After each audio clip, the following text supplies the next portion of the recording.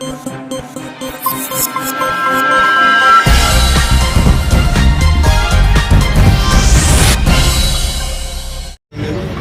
రేవంత్ రెడ్డి గారు చేసిన మంచి పనిని మా గ్రామంలో మా గ్రామస్తుల మధ్యలో వచ్చిన మాటలు మాట్లాడుతూ వచ్చినాం.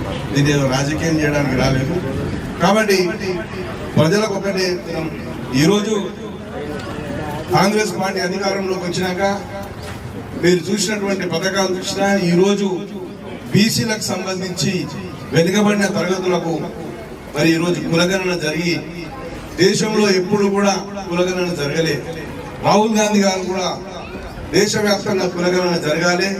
మరి ఎవరైతే ఇంతవరకు రిజర్వేషన్ ఫలితాలను అనుభవించినటువంటి బీసీ కులాల్లో కూడా చాలా మందికి రిజర్వేషన్ ఫలితాలు లేవు.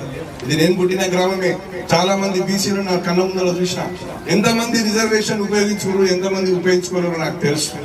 రిజర్వేషన్ శాతం పెంచకుండా మనం ఉన్న బీసీలందరికీ రిజర్వేషన్ ఇవ్వకుండా వాళ్ళు పైకి రావాలంటే ఎట్లా వస్తారనే ఒక ఆలోచనతో ఫస్ట్ బీసీల జనాభా ఎంత ఉంది అది లెక్క తీర్చాల్సిన అవసరం ఉందని రాహుల్ గాంధీ గారు చెప్పిన వెంటనే రేవంత్ రెడ్డి గారు రాష్ట్ర వ్యాప్తంగా కులగణన జరిగింది. మొన్న అందరి ఇళ్లకు వచ్చి అన్ని రాసుకొని పోయారు. అర్ధగంట కూర్చొని మొత్తం పేపర్ అని నింపుతున్నారు. దాంతో లెక్క తేలింది ఎంతమంది ఉన్నారు బీసీలు. మరి ఇంతమంది బీసీలు ఉన్నప్పుడు రిజర్వేషన్ ఎందుకు తక్కువన్నాయి? రిజర్వేషన్లు పెంచాలి. మరి ఆ రోజే మరి మన రాజ్యాంగం మన ఆ రోజు భీమరావు సాహెబ్ అంబేద్కర్ మరి మహాత్మా గాంధీ అందరూ కలలు కన్నటువంటి భారతదేశం మరి సిద్ధించాలంటే మనం బీసీలో రిజర్వేషన్ పెంచాలని బీసీ కులగణన చేసిండు.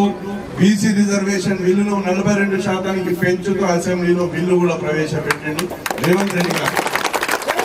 ఈరోజు నెలకు 2,000 వస్తానో 3,000 వస్తానో ఒక కుటుంబం ఆర్థికంగా పెరగదు. ఒక బంగ్లా కట్టలేవు, ఒక ఆడపిల్ల పెళ్లి చేయలేవు. 2,000 వస్తే ఖర్చులకే పోతాయి, 5,000 వచ్చినా ఖర్చులకే పోతాయి. కానీ ఇంట్లో పిల్లగానికి ఉద్యోగం వస్తే ఆ కుటుంబం బాగుపడుతుంది. ఎవరు ఇల్లు కట్టించాల్సిన అవసరం లేదు. ఆ ఉద్యోగం వచ్చిన కుటుంబానికి ఒక బీసీ బిడ్డకు ఒక ఉద్యోగం వస్తే వాళ్ళే ఇల్లు కట్టుకుంటారు, వాళ్ళే పెళ్లి చేసుకుంటారు. సమాజంలో గౌరవంగా ఎవరి దగ్గర తలవంచకుండా బతుకుతారు. అందుకొరగా ఈ రిజర్వేషన్ ఫలితాలు, ఈ రిజర్వేషన్ పెంచిండు రేవంత్ రెడ్డి గారు. గతంలో ఏ ప్రభుత్వం చేయలే. గతంలో మీరు చూసిరు ఏమన్నా డబ్బులున్నాడు, భూముల వ్యాపారం చేసుకున్నాడు, కాంట్రాక్టర్ చేస్తున్నాడు. మరి తెలంగాణ వచ్చినాక ఏమొచ్చింది? పేదల కంటే ఏం రాలేదు. మరి మన కోడికి ఇతులు జరిగినట్టు నెల పైసలు ఇవ్వాలి. అది సావద్దు, బతుకోవద్దు కుటుంబం. అది కాదు, ఎన్ని సంవత్సరాలు చూసినా ఈ బీసీ బిడ్డలు అట్లనే బతారు. ఎవరికి ఉద్యోగం రాదు, ఆ కుటుంబం పైకి రాదు. ఈరోజు సన్నబియ్యం అందరు తినాలి, ప్రభుత్వం నుంచి వచ్చిన సన్నబియ్యం అందరం తినాలని, అందరు సమానంగా ఉండాలని ఒక ఆలోచనతో ఇలాంటి కార్యక్రమాలు. ఇలా ఎస్సీ కేటగరైజేషన్ జరిగింది రాష్ట్ర వ్యాప్తంగా, దేశవ్యాప్తంగా 30 సంవత్సరాల నుంచి. మరి ఎస్సీలందరూ కూడా మాకు రిజర్వేషన్ ఫలితాలు సరిగ్గా వస్తలేదు, కొన్ని వర్గాలకి అందుతున్నాయని ఒక ఆలోచన ఉంది.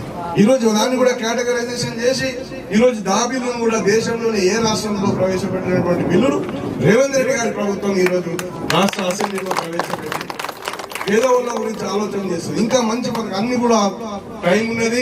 కాంగ్రెస్ పార్టీ ఇంకా అన్ని చేస్తుంది. కాబట్టి అందరూ కూడా మరి రేవంత్ రెడ్డి గారిని ఆశీర్వదించండి. ఇలాంటి కార్యక్రమాలను మీరు అందరూ కూడా మనస్ఫూర్తిగా స్వీకరించి మరి మీరందరూ కూడా చాలా బాగుండాలని మనస్ఫూర్తిగా కోరుకుంటూ ఈ అవకాశం ఇచ్చిన ఆడియో గారికి, తహసీల్దార్ గారికి అందరికీ కూడా వినయంగా సవినయంగా వినియోగించుకుని సెలవు తీసుకుంటున్నాను.